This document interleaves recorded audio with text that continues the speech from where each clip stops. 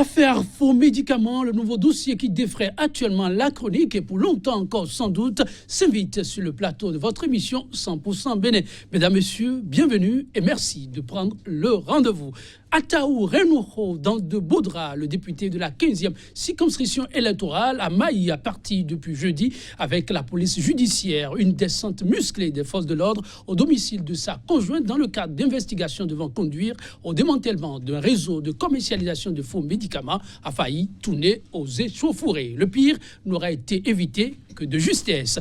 À la perquisition devant avoir lieu, le député s'est carrément opposé, exigeant un mandat de perquisition. L'attention à son comble, les forces de l'ordre ont dû battre en retraite, non sans réaction. L'élu du peuple sera mis sous convocation, son épouse avec, ainsi que des élus locaux de sa zone de résidence, et ce pour obstruction à perquisition. Mais rien n'y fit. Le principal client supposé de la brigade économique et financière dans le dossier sera par la suite porté disparu, mais par les produits suspectés. Les forces de l'ordre revenues à la charge suite à la perquisition manquée auraient découvert et saisi par la suite des tonnes de faux médicaments au domicile du député. Affaire faux médicaments et implication de députés de l'opposition, une nébuleuse ou de l'audace dans l'assainissement. Tel est, mesdames, messieurs, le thème à débattre ce jour sur le plateau de votre émission 100% Bénin. En attendant de retrouver nos invités du jour,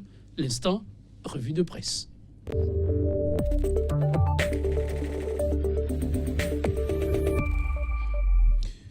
En notre compagnie pour la présentation de la une des journaux, Kodjovi à Métonou. Bonjour. Bonjour Joël Petit, bonjour à nos amis téléspectateurs. Et ce début de semaine, la pleine forme par la grâce de Dieu. Oui, je l'annonçais par rapport au thème au menu, mais je constate que le dossier faux médicaments a abondamment été relayé également à la une de bien des journaux. Tout à fait, Joël Petit, avec l'actualité politique morose également, que le Front pour le sursaut patriotique n'a pas manqué de soulever, et la visite de Christine Lagarde en République du Bénin. C'est d'ailleurs par ça que nous ouvrons donc cette une des journaux, si vous le permettez bien. Oui, je vous laisse le plateau, allez-y. Avec donc le quotidien Actu Express, on rend visite de la directrice du Fonds monétaire international au Bénin. La crise économique au cœur des échanges, nécessité de ne point cacher la triste réalité socio-économique. À Christine Lagarde, écrit le journal La Dépêche. Cette fois, menace sur les acquis démocratiques, le FSP avertit, et puis perquisition au domicile du député Ataou Renouho, que de zones d'ombre qui entachent l'opération, s'exclame La Dépêche. L'Afrique en marche, affaire faux médicaments, le député Ataou, un opposant neutralisé avec rage. Connaîtra-t-il les îles comme Liadisoglo? C'est une interrogation. Il n'y a pas de flagrant délit, en tout cas, d'ici maître Paul Kato à Tita. Et puis le confrère de la matinée, dossier faux médicaments impliquant le député Mohamed Ataou Renouho. L'assaut contre la citadelle députée de la minorité parlementaire a-t-il commencé? Et puis élection Miss Bénin 2018, controverse autour d'un dossier de choix grossier. Oswald Obeki et toute sa délégation sorti énerveux. Le nouvel observateur, invasion du domicile de l'honorable Ataou Renouho par un bataillon de policiers, une situation d'émeute évitée de justesse. Les avocats du député dénoncent une procédure viciée et la police serait-elle instrumentalisée, s'interroge le journal. Le journal Matin Libre, dossier saisi de faux médicaments chez Ataou, dénicher tous les complices d'Ataou, le gouvernement à l'épreuve de la non-sélectivité dans la lutte. Et puis notre voix, Joël dit, oppression du peuple sous la rupture. Le FSP appelle au rassemblement et à la résistance. Et puis Léon Basile a aussi député de l'opposition. La ruse et la rage n'épargneront personne. Je suis prêt à ne plus retourner à l'Assemblée nationale, d'ici l'honorable. Oui, merci à vous, Kodjovi. À Métonou, je suis tenté de vous laisser partir, mais très rapidement, dites Christine Lagarde au Bénin, le FMI, que faut-il retenir? Oui, c'était annoncé depuis fort longtemps. La directrice du Fonds monétaire international devrait donc se rendre au Bénin. Vous n'êtes pas sans savoir qu'il y avait eu une mission diligentée dans le pays, dans le cadre donc de l'exécution du budget exercice 2017 déjà. Et puis, si aujourd'hui la directrice s'est déplacée au pays, c'est juste pour apprécier le niveau de développement économique ou de la croissance économique du Bénin. Donc, il y a forcément que les autorités en charge du secteur économique du pays doivent pouvoir échanger, prendre langue donc avec la directrice du Fonds monétaire international. C'est bien sûr le quotidien Actu Express a mis en titre la crise économique au cœur de l'échange. Le Bénin n'est pas le seul pays qui traverse une crise économique, mais puisqu'elle est au pays, elle doit pouvoir donc échanger avec les autorités sur les voies et moyens pour l'accompagnement du Fonds monétaire international aux actions du gouvernement. Donc peut-être qu'à travers donc, cette descente, le PAG trouvera un bouffée d'oxygène. Le PLP qui, une fois encore, donne l'alerte. Crise économique, oui, mais aussi crise sociale. L'attente m'a-t-elle-t-il et appelle les autorités à avoir des oreilles encore plus attentives. Oui, le Front parle beaucoup plus des États généraux, un peu comme une conférence nationale bis, puisque selon cette organisation de la société civile et d'acteurs politiques, il y a effectivement que la démocratie est en péril. Et la dernière sortie du front, c'est par rapport à l'enseignement supérieur. Et lorsque dans un pays où le chef de l'État demande aux populations de serrer la ceinture, dans un État où les populations mangent à peine 2 repas par jour et qu'on demande à ces pauvres populations de débourser pour les études supérieures de leurs enfants 700 000 francs CFA pour faire un Master 1, alors que le chef de l'État parle de désert de compétences, c'est à croire qu'en même temps on veut quelque chose et son contraire. Et donc, si le front en arrive à appeler aux assises, aux états généraux pour que l'on puisse s'asseoir autour d'une table et discuter des réels enjeux du pays, je crois qu'il ne faut pas véritablement en faire à sourd oreille. Merci à vous, Kodjovia. Maintenant, on se retrouve demain, n'est-ce pas? Par la grâce de Dieu. Merci, mesdames, messieurs. Ce sera tout pour cette rubrique.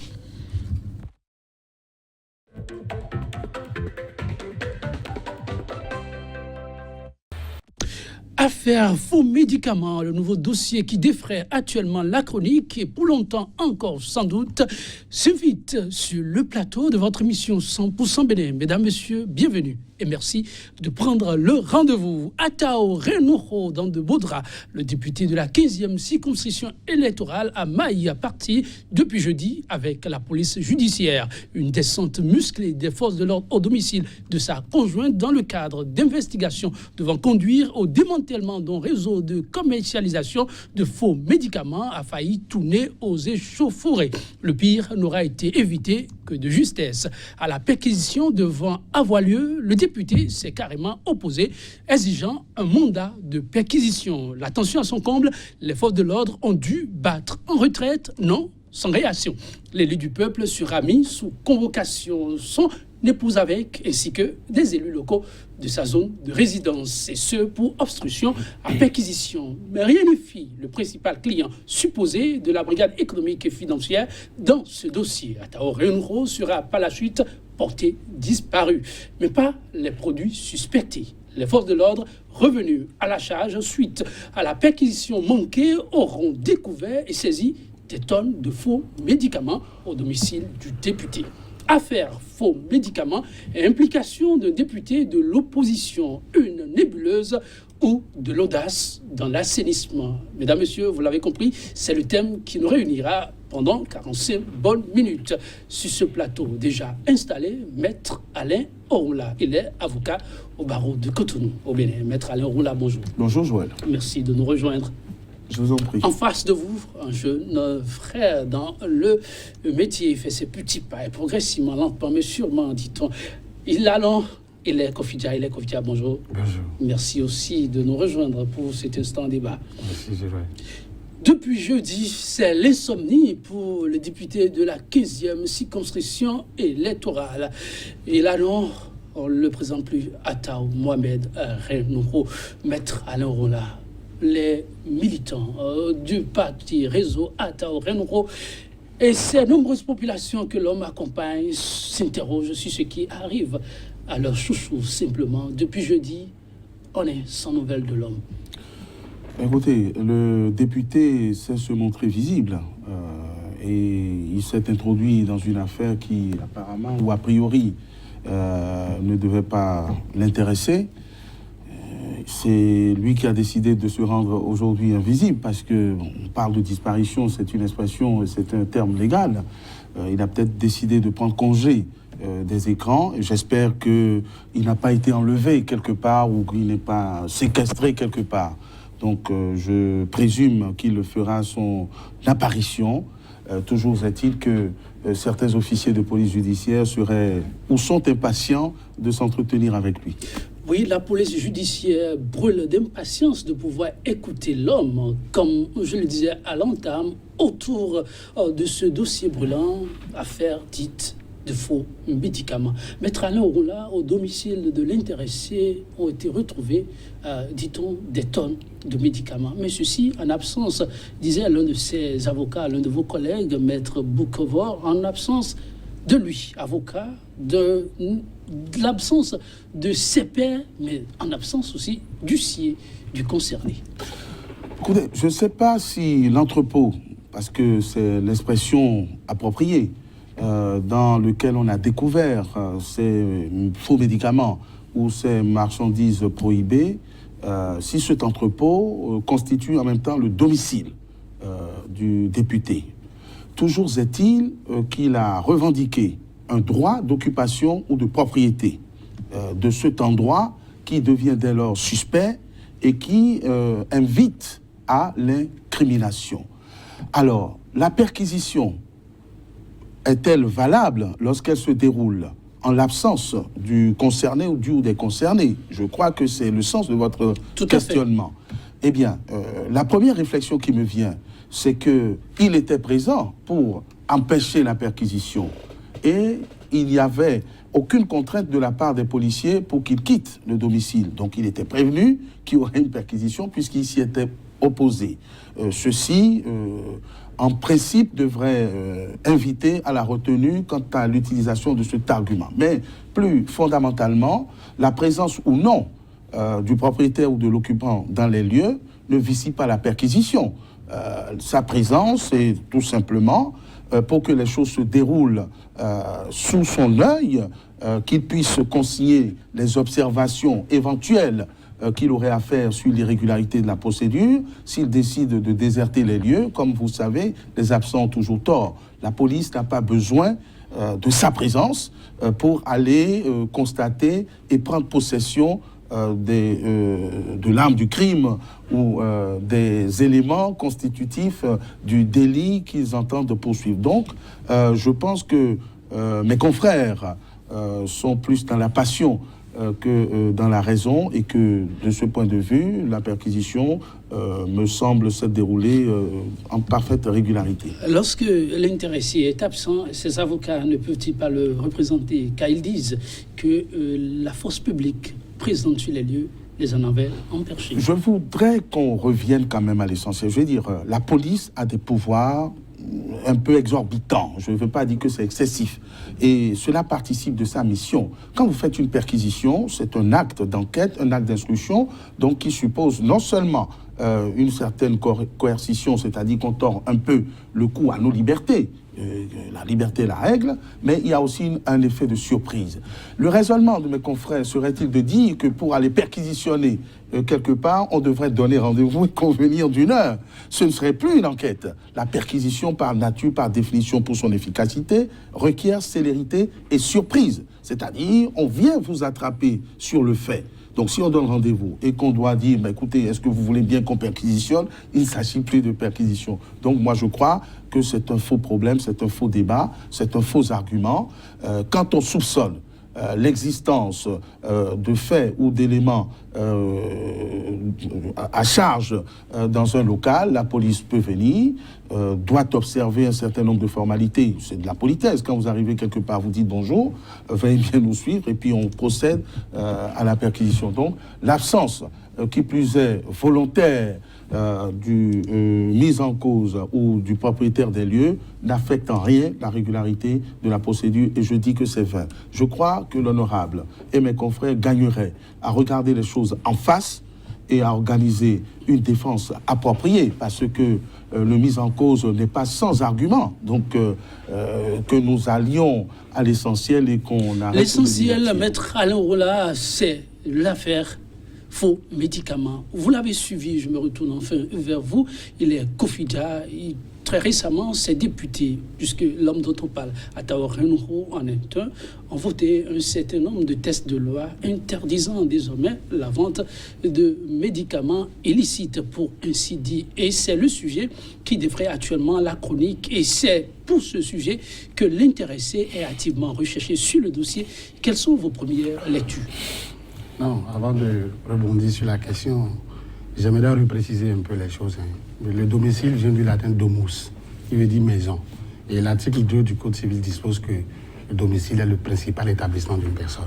Là où les médicaments ont été trouvés, où ce que l'on appelle entrepôt ici était-il le lieu du principal établissement d'Ataho à Renouho, il faut d'abord commencer par là et préciser les choses.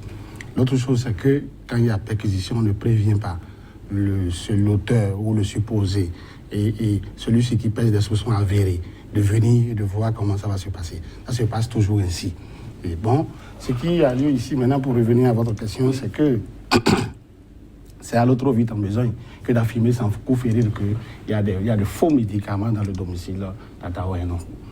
Qui, dans le Gotha politique béninois, ne savait pas que Ataho Renouho vivait de son activité commerciale et c'était la vente des médicaments? Qui? Et pourquoi c'est aujourd'hui que cela pose problème? Pourquoi voulez-vous faire un lien, un rapport? Pourquoi voulez-vous établir un lien entre les tests interdisant la vente des médicaments frelatés et l'activité qu'Ataho Renouho menait depuis toujours?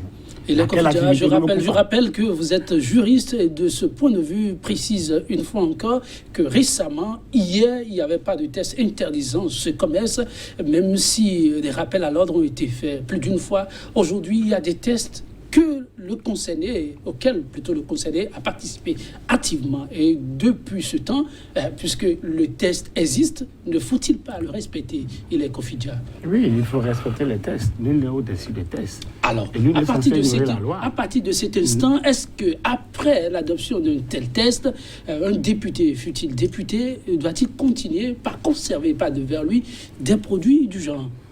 Et je vous ai dit sur ce plateau que notre Assemblée regorge d'une partie de députés et l'autre partie, je le qualifie moi personnellement de députant. Le député dont nous parlons là, est-ce qu'il connaît vraiment la loi? Nemo sensitu ignorare legem. Nul n'est censé ignorer la loi. Est-ce que la loi que lui-même a votée, est-ce qu'il maîtrisait vraiment la loi? S'il maîtrisait la loi, si par le passé, son commerce reposait sur des médicaments frelatés, il aurait pu s'en débarrasser.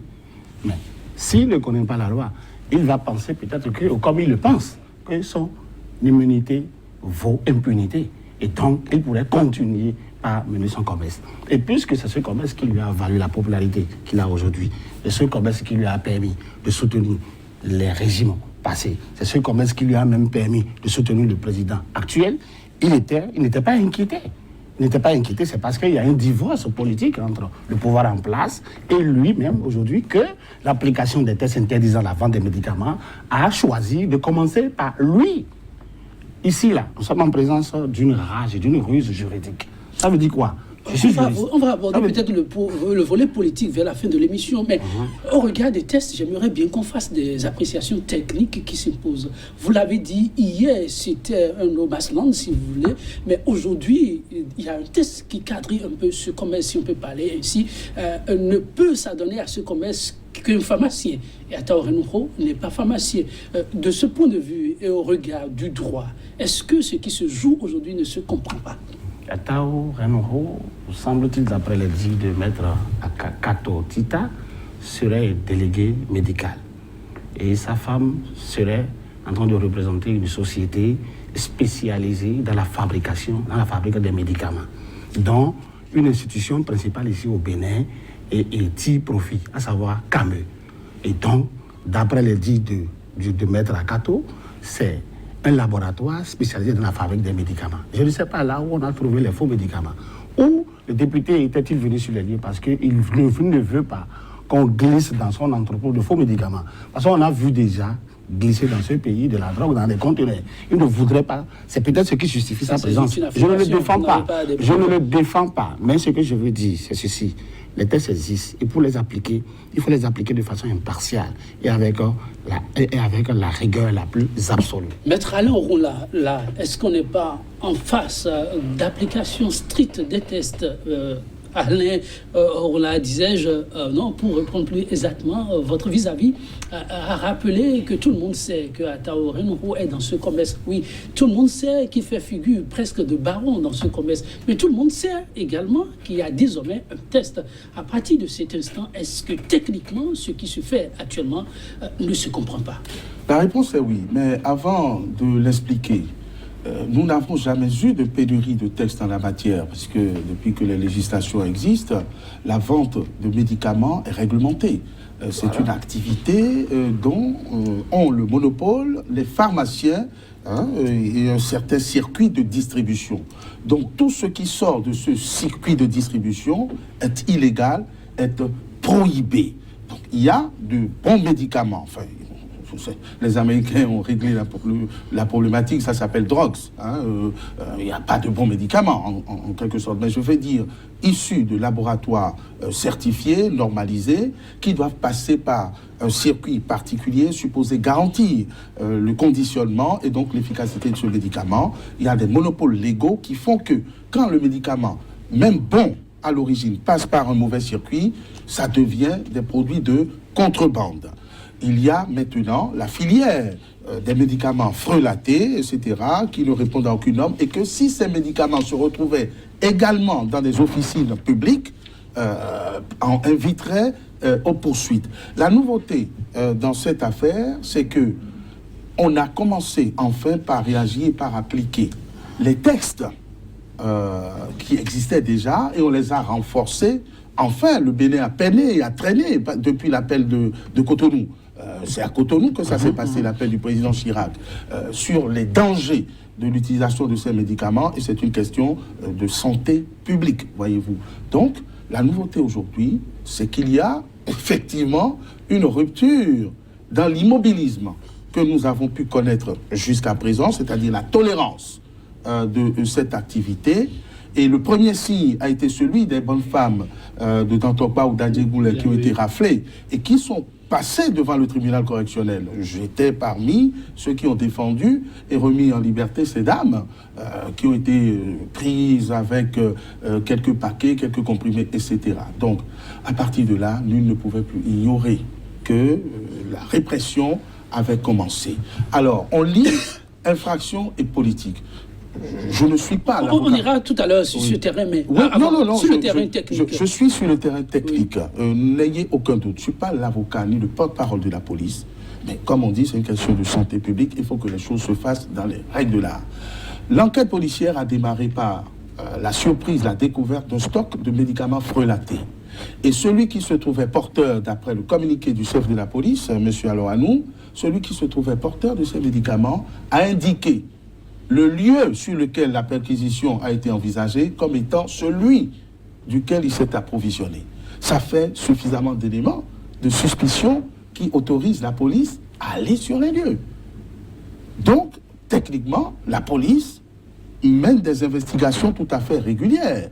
Et jusqu'alors, vous remarquerez que personne n'a prononcé le nom du député Ataho Renouho, puisque celui qui se trouvait en possession des médicaments dit tout simplement avoir eu affaire à cet entrepôt qui serait la propriété d'une dame Akinocho, qui par ailleurs serait la conjointe ou l'une des conjointes du député Ataho Renouho. Ce n'est qu'au moment de procéder à la perquisition que l'honorable se serait invité dans le débat et aurait fait obstruction, ce qui caractérise encore d'autres infractions, voyez-vous. Donc, si le fondement, les supputations sur le fondement, et moi je ne suppute pas, je suis persuadé qu'il y a anguille sous roche, donc s'il y a anguille sous roche, il n'en demeure pas moins que nous sommes dans un cas flagrant de commission d'infraction qui autorise la police à s'interroger et à interroger les uns et les autres. Donc pour moi, on est parfaitement dans une lutte honnête et même impérative de démantèlement de ce réseau de contrebande qui a été tellement toléré par nos autorités, y compris les autorités actuelles. Et il y a d'autres réseaux de contrebande à démanteler. Mon frère Boukova, toujours qui dit Ataho Renouho, c'est quelqu'un qui est dans une activité licite. La Direction nationale des pharmacies qui est compétente pour délivrer les certificats de mise en consommation en a délivré un et ces produits ont été entreposés dans ces magasins. Écoutez, vous n'avez pas besoin d'être avocat pour sourire, mais s'il a les papiers, il les exhibe. Moi, je ne vois pas où est le problème. Si vous rentrez à mon domicile pour m'interroger sur la présence de produits dont j'ai l'autorisation d'écoulement, il n'y a pas de souci. On les exhibe et puis la question est réglée. Non, je ne veux pas être en difficulté avec mes confrères. Je ne connais pas le dossier. Ce que j'en sais, c'est ce que la presse relaie. Mais l'argument est un peu tiré par les cheveux. Et nous devons à la vérité. Parce que je voudrais que nous allions vite dans ce pays. Il y a un gros problème qui se pose. Mon partenaire de débat a dit tantôt que tout le monde sait que le sieur Renro Atao est dans le domaine des médicaments. Je crois que c'est le monopole des pharmacies. Même s'il y a des autorisations pour être délégué médical ou représentant, il faut avoir un diplôme de pharmacien. Je connais très bien les textes, de sorte que l'entrée dans ce secteur par un non-pharmacien est problématique et peut-être illicite ou illégale. À partir de là, je crois que nous devons consommer la répression qui surprend parce qu'on a toujours vécu dans l'impunité et dans la tolérance abusive de ceux qui tuent nos populations. C'est important, de ceux qui tuent nos populations, même quand on peut être contre un système, et que, dans le fond, on peut faire face aux problèmes qui se posent et essayer de resituer les termes de la discussion. Ce que je veux dire très clairement, même le président de la République n'ignore pas l'existence de cette contrebande et l'a tolérée. Parce que ça fait plus d'1 an et demi que le président et son gouvernement sont en charge des affaires de ce pays. Pendant plus d'1 an et demi, ils auraient pu faire cette lutte. Bon, ils ont décidé de la faire maintenant. On dit, on prend acte, tout simplement. Et les Covidia, vous l'avez abordé très rapidement. En quoi certains avocats de mise en cause, il ne serait qu'un intermédiaire, l'intermédiaire du laboratoire CESAMES. Et l'intéressé aurait reçu une autorisation du ministère de la Santé publique, qui y aurait même des commandes qui seraient en cheminement vers le port autonome de Cotonou. Le 27 novembre dernier, pour être précis, ça, c'est Katoa Tita qui l'a martelé. Il y a une nouvelle signature de la part des structures officiellement reconnues. Alors, quand c'est comme ça, ne faille-t-il pas interpeller d'abord en amont ces structures avant d'en arriver là? Non, quand j'entends mon vis-à-vis et il se fait le porte-parole du ministère public, alors qu'il est... et comme il a dit, il n'est pas avocat de la police, mais il dit tout comme s'il était avocat de la police. Et je suis un peu choqué parce qu'il suffit simplement qu'aujourd'hui, quand vous retrouvez avec des médicaments frelatés et que vous dites que mes médicaments frelatés que vous avez sur moi, je les ai eu de cet entrepôt. Et du coup, l'entrepôt regorge de médicaments frelatés. C'est ça. Non, on a toujours ici ça. Il ne peut avoir d'entrepôt. N'importe entrepôt de médicaments. De quoi je parle. Maintenant, qu'est-ce qu'il nous dit que cette déclaration-là, qui dit que les médicaments frelatés, je les ai obtenus de cet entrepôt, où est la véracité? A-t-on vérifié? Maintenant, l'autre chose, en donnant l'agrément à l'honorable Atano Henoko, n'a-t-on pas d'abord vérifié sa représentativité? Puisque les tests disent qu'il faut d'abord pharmacien, on connaît les critères pour pratiquer une telle activité. Pourquoi n'a-t-on pas apprécié d'abord sa représentativité avant de lui donner l'agrément? Vous voyez, et même si à terme, l'honorable ne pêche pas son ignorance. C'est vrai que sa présence sur les lieux n'était pas opportune, puisque en toute honnêteté, si lui-même n'avait rien à se reprocher, il n'avait pas à venir ici faire obstruction aux perquisitions qui constituent un autre délit et qui fait qu'aujourd'hui, bon, on ne le voit pas, mais quand on veut, avant d'affirmer quelque chose en droit, il faut apporter la preuve de ce que l'on affirme. Et ça, ce n'est pas nous qui l'avons dit, c'est le juriste allemand, Yorin, qui l'a dit. La preuve est la rançon du droit. On a dit des médicaments frelatés. On affirme déjà que c'est ça. Alors qu'on n'a pas laissé la police faire son travail et aboutir au résultat que ces médicaments-là sont faux. Bon, et ce que je reproche... C'est la terminologie, on peut faire le débat après. Mais sur l'essentiel, à savoir que c'est quand même un individu, une personne physique qui est responsable, le premier propriétaire de ces entrepôts. C'est l'opportunité, c'est le moment qui fait que je prends la chose un peu avec pincette, même si je reconnais que le député n'est pas en droit de s'agiter comme il le fait, ou de penser que, bon, comme il est député, on ne doit pas le traiter comme on le traite, au-delà de tout, il est un citoyen. Et un privilège n'est pas au-dessus de la loi. C'est important aussi à souligner, Maître Alain Orula, avec ces déclarations de vos pairs, est-ce qu'on va assister dans les tout prochains jours à des interpellations, même au niveau du ministère public, pour ainsi dire? Écoutez, on dit nul ne plaide pas procureur et le procureur n'a pas besoin d'avocat, donc je ne sais pas de quoi on me suspecte. Nous sommes dans un débat où il faut restaurer la vérité et l'objectivité. Et ce n'est pas parce que ce que je dis paraît dérangeant pour l'honorable que ce n'est pas vrai. Personne n'a rien affirmé, à l'exception de mes confrères qui exhibent des documents qui seraient mieux inspirés. Je vous parle des pouvoirs d'enquête de la police. La police n'a indexé personne. La convocation n'a été adressée à M. Renouveau que pour autant, il a fait obstruction à la perquisition. Ça, on n'est pas contre ça. Vous comprenez? Non, on n'est pas contre ça. Je ne suis pas contre ça. Attendez. C'est la théorie selon laquelle c'est parce qu'un cuidam attrapé avec des médicaments folatés aurait doigté son entrepôt. Non. Du coup, c'est forcément des médicaments folatés.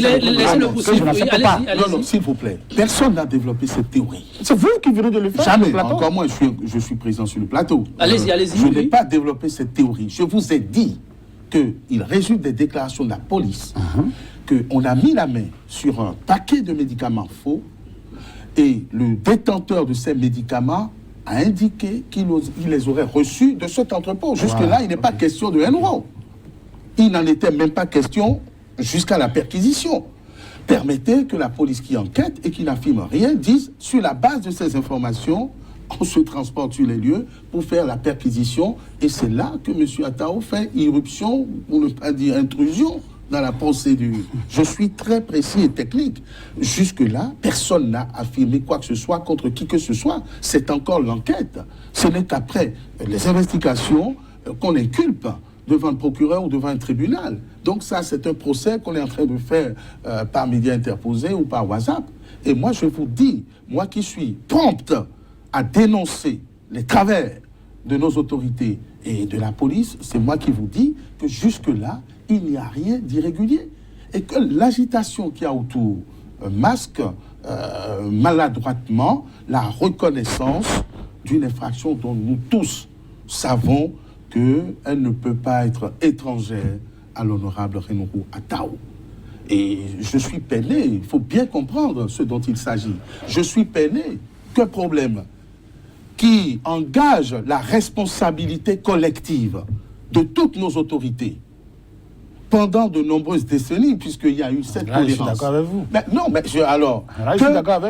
nous éludions le vrai débat en nous entretenant et en nous entre-déchirant par des explications ridicules qui n'ont aucun sens. Quand vous n'êtes pas pharmacien, vous n'avez pas à toucher aux médicaments. Alors, Maître Alain Orula, vous êtes revenu là-dessus tout à l'heure. Dans ce débat, il y a des responsabilités à divers niveaux. Comment se fait-il qu'un individu, fût-il député, car avant même d'être député, Atao Renouveau détenait ses autorisations, si autorisation il y a vraiment. Alors, dans le cas de ce dossier, à quoi pourrait-on assister? Mais justement, quand on parle de contrebande, écoutez, je fais attention aux affirmations. Nous savons que nous avons été gérés de manière mafieuse, qu'il y a des complaisances au niveau des administrations de notre pays, des autorités, même au plus haut niveau, et qu'il y a des autorisations de complaisance qui sont distribuées ou des actes commis avec une légèreté blâmable qui permettent aux uns et aux autres de se couvrir, de se retrouver à l'Assemblée, au gouvernement et pourquoi pas ailleurs. Donc, ce qui est nouveau aujourd'hui, et ce n'est pas la première fois, que des autorisations ou des agréments sont remis en cause par le régime en place. C'est vrai que c'est la première fois qu'on est passé d'un État voyou à un État shérif à géométrie variable, qu'on remet en cause tout ça et que les investigations, si elles sont sérieusement menées, c'est pour ça que je déplore la désertion, pourraient remettre en cause pas mal de personnes impliquées dans ce dossier. Donc, Maître, alors là, vous semblez dire que l'idéal aurait été que le concerné soit sur place et se présente. Écoutez, je n'ai pas de conseil à lui donner, mais je trouve que il y a de quoi faire face. il y a de quoi faire face et que si la volonté de nos autorités, ce dont je ne doute pas, judiciaires en particulier, est de combattre ce trafic, cette contrebande et de mener les investigations jusqu'au bout, eh bien, il faudra les amener à aller jusqu'au bout de la chaîne et à démanteler ce réseau à tous les niveaux de responsabilité où que ça se niche. Oui, un réseau très enraciné, l'État, même policier, n'y serait pas étranger. Beaucoup s'interrogent pourquoi Ataho Renouho a-t-il pris la tangente au lieu de faire face à la justice, lui qui dispose d'une immunité, en plus de cela, des papiers qui, somme toute, constituent des éléments qui renforcent un peu sa protection. Pourquoi a-t-il pris la tangente au lieu de faire face à la police judiciaire, apporter les éléments de réponse qu'il a à sa disposition, quitte à faire éclater la vérité et qu'on finisse avec ce dossier une fois pour toutes? Il a vu l'actuel chef de l'État prendre la peau d'Escampette. Non, soyez Non, sérieux, il a là. vu, non, attendez, non, c'est un fait, non, c'est un fait, on était tous témoins.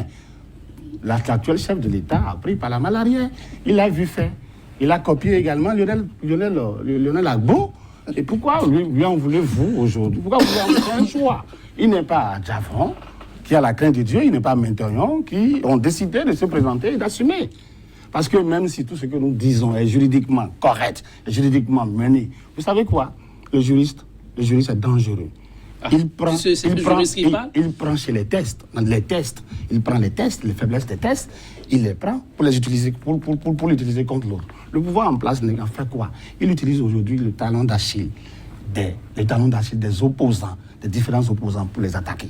Aujourd'hui, on a choisi de mener une lutte contre les médicaments. Ce n'est pas une lutte républicaine. Hein? Ça, ce n'est pas une lutte républicaine. Hein? Ce qui se fait? Non, ce n'est pas une lutte républicaine. Attendez, aujourd'hui, regardez un peu la carte politique africaine. Les opposants, il faut leur clouer le bec. Les opposants, il faut les envoyer en prison. Et puis, parvenir aujourd'hui, puisque nous sommes dans un état du droit, et qu'on a affaire à des juristes de haut niveau, on lit les tests. On prend l'esprit des tests et ce que les tests n'ont pas prévu, qui coïncide avec le talon d'Achille des opposants, on met ça en branle. Et c'est juste. On ne peut pas s'opposer à cela. C'est pourquoi je vous parlais tout à l'heure de la ruse et de la rage juridique. C'est-à-dire, cette ruse et cette rage n'est pas juridique. C'est-à-dire, c'est bien mené, c'est bien justifié. Non, je ne suis pas l'avocat de Ataho Renouho et je ne l'apprécie pas du tout, d'ailleurs, parce que lui fait partie des catégories débutants pour moi. Et il ne connaît pas la loi et il va falloir revoir les critères de représentativité. Je ne l'apprécie pas du tout. Mais je n'apprécie pas la manière dont les choses se passent aujourd'hui. Quand on décide de mener une action, il faut la mener de façon impartiale, de façon républicaine.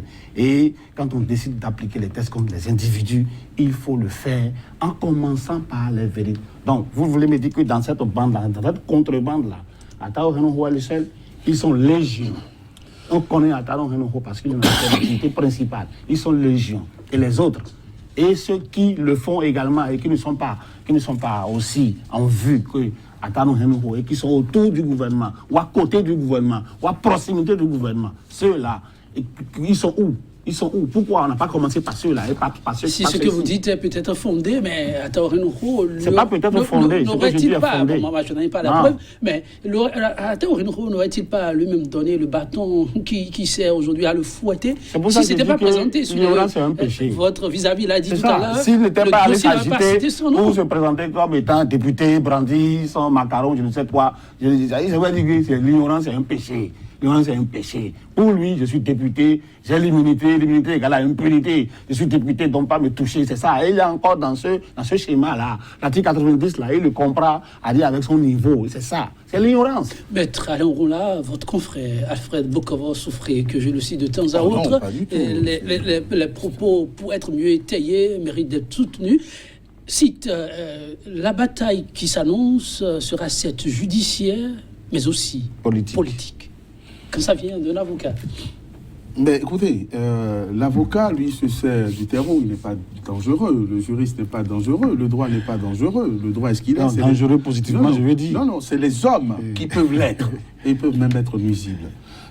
La bataille sera juridique et sera politique. Évidemment, parce qu'il y a un volet nécessairement politique, ne serait-ce qu'en raison de la personnalité du mis en cause. Voilà. Je veux dire, c'est un politique. Et moi, je n'ai pas besoin de beaucoup de phrases pour savoir que c'est une lutte ciblée. Hein. Même cette lutte-là, elle est ciblée. Parce qu'au moment où Ataou s'affichait sur les photos avec le président de la République ou le candidat Patrice Talon, il n'y avait pas de problème. Sois plus précis. Au moment où il a soutenu avec quand de l'argent. il invite à voter pour lui, il n'y a pas de problème. Les problèmes ne surgissent que après que Ataou ait voté non contre la révision de la Constitution, ait pris un certain nombre de positions contre le président de l'Assemblée et contre le gouvernement. Cette lutte tombe et sort opportunément.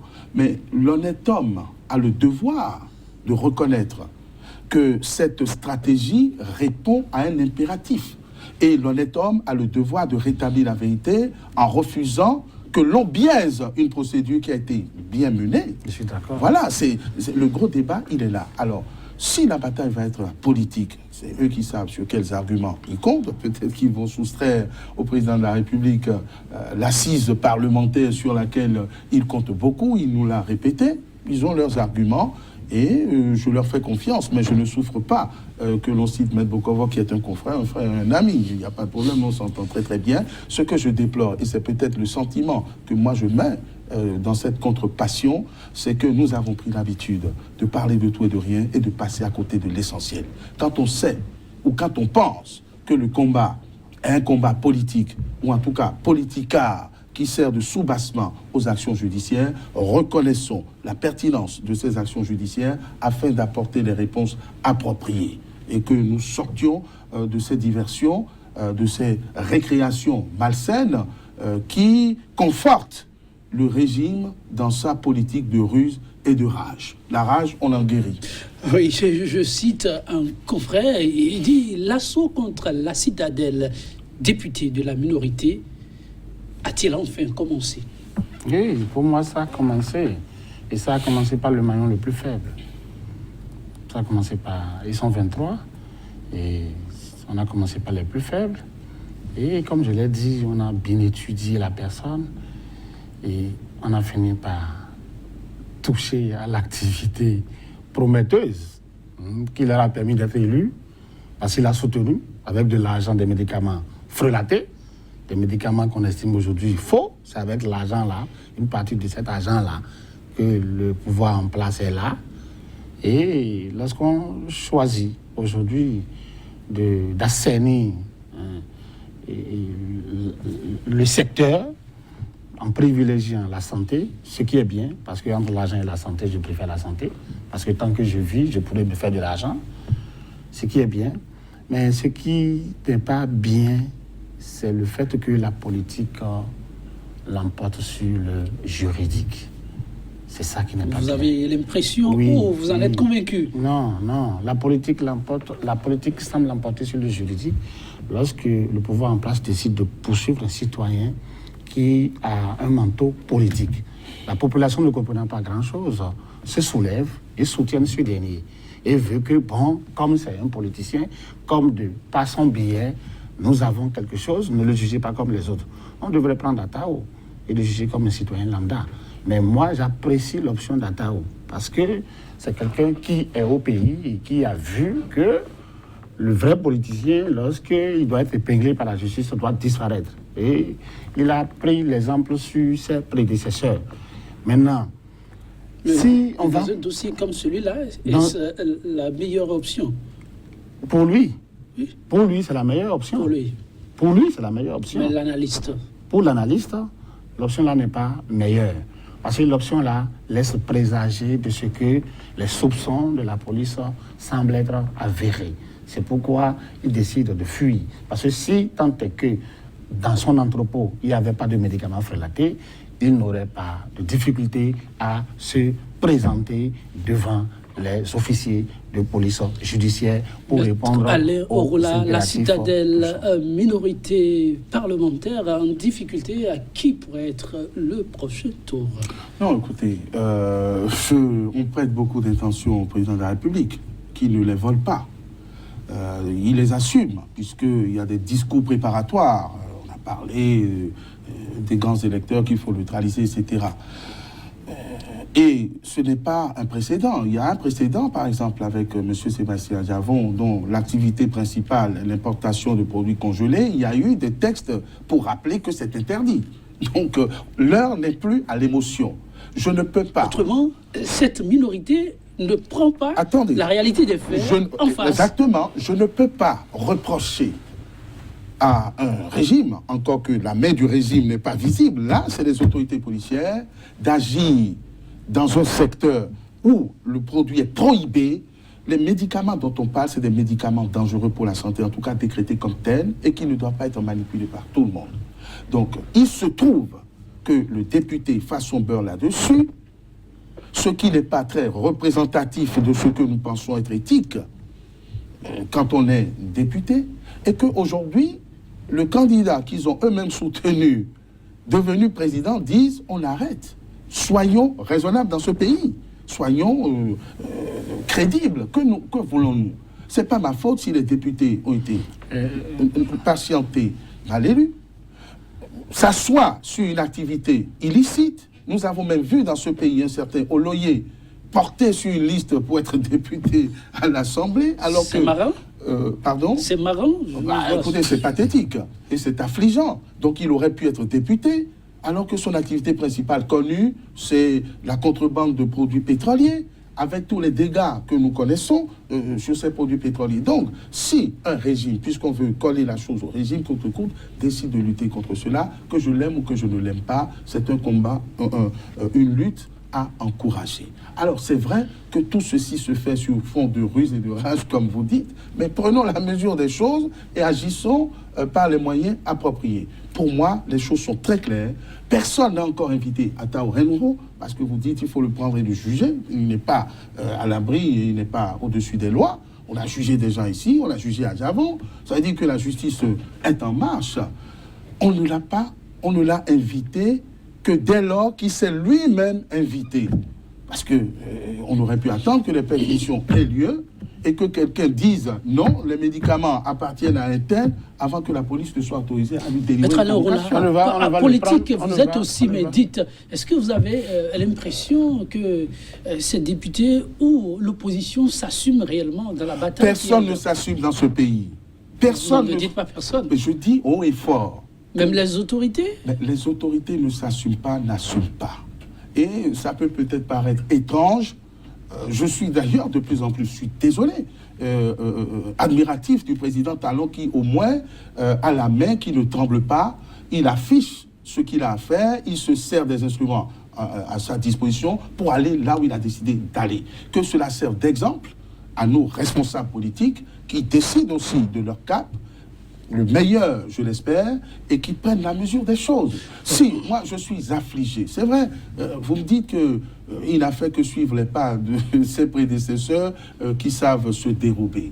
Mais moi, je ne suis pas fier d'avoir des gens qui sont toujours contents d'aller jouir des privilèges de la République et ne veulent pas en assumer les suggestions. Je ne suis pas fier non plus d'avoir des gens qui utilisent des privilèges de la République et qui dirigent la République. Nous, on est là, on assume. Il peut se passer quoi que ce soit, on assume. Oui, il est Kofidja. L'opposition aujourd'hui, puisqu'il y a un volet politique, dites-vous, de ce dossier, est-ce que vous avez l'impression qu'elle s'assume, cette opposition? Non, quelle opposition? Il n'y a pas une solidarité politique. Et l'opposition à travers... La solidarité politique, n'est-ce pas elle qui a motivé des descentes qu'on a observées au domicile, par exemple, du député au moment où devrait avoir lieu la pétition de question? Non, c'est une hypocrisie. C'est une hypocrisie. Depuis lors... Vous la trouvez un peu trop dormante? Oui, depuis lors, est-ce que des gens se sont prononcés de façon claire et nette? Est-ce qu'il y a des prises de position? Ça n'a pas manqué. Peut-être pas comme à la manière dont vous l'avouez. L'application de ces tests-là aussi relève d'une certaine hypocrisie. Parce que je l'ai dit d'entrée de jeu, nous savons tous que on mène une activité de médicaments frelatés ici au Bénin, ce n'est pas d'aujourd'hui. Et comme il a si bien dit, ce n'est pas les tests votés récemment qui règlent la situation. Et comme je l'ai dit, on ne va chercher à Tao Renouveau que lorsque l'infraction sera constituée. C'est parce que il s'est introduit dans une procédure que lui-même s'est mis en difficulté. Ça, il faut qu'on soit clair là-dessus. Et cela est dû au degré d'ignorance qui l'a caractérisé. C'est son problème. Pour ce dossier, maintenant, oui. ici, la politique au Bénin n'est pas solidaire. C'est une solidarité de façade. Et sinon, depuis, qui sont ceux-là qui sont montés pour nous faire sortir le lien qu'il y a entre ce qui est en train d'être fait vis-à-vis de la personne d'Atao. Il y a un mouvement qui dit par son nom, donne régulièrement de la voix. Je veux parler du Front pour le sursaut patriotique. Vous minimisez les actions. Le PCB, à l'endroit de Léon, mais d'accord. Mais Atao et Noho, est-ce qu'ils ont déjà réagi? Ils n'ont pas encore réagi. Il est confident par rapport à ce dossier, quel reste votre plus grand souhait ou attente, ou quelles sont les perspectives à entrevoir autour de ce dossier? Oui, en droit, pour que l'infraction soit constituée, il faudrait que les éléments constitutifs soient réunis. Et je souhaiterais que lorsqu'on décide de poursuivre ou d'interpeller quelqu'un, que l'on respecte les règles de l'art et que l'on cesse de penser au Bénin que le titre que l'on porte vous confère des avantages qui puissent être... Merci, il est confident, Maître Alain Rolla, par rapport à ce dossier. Qu'est-ce qui paraît à vos yeux très fondamental avant qu'on ne mette un terme à l'émission? Que les choses soient faites dans la transparence, comme ça se fait, et que nous arrêtions les spéculations et les supputations. Merci à vous, Maître Alain Rolla. Il est confident, mesdames, messieurs. Merci d'avoir une fois encore été des nôtres. 100% Bénin, vous l'avez compris, c'est presque la fin. Je fausse compagnie sur cette note d'espoir du romancier, interprète brésilien Paulo Coelho. Je cite, « Chaque désir peut être satisfait avec du travail et de la persévérance. » Mesdames, messieurs, que vos rêves se concrétisent, ça ne tient qu'à vous. Sachez vous accrocher. À très vite pour un autre numéro de 100% Bénin.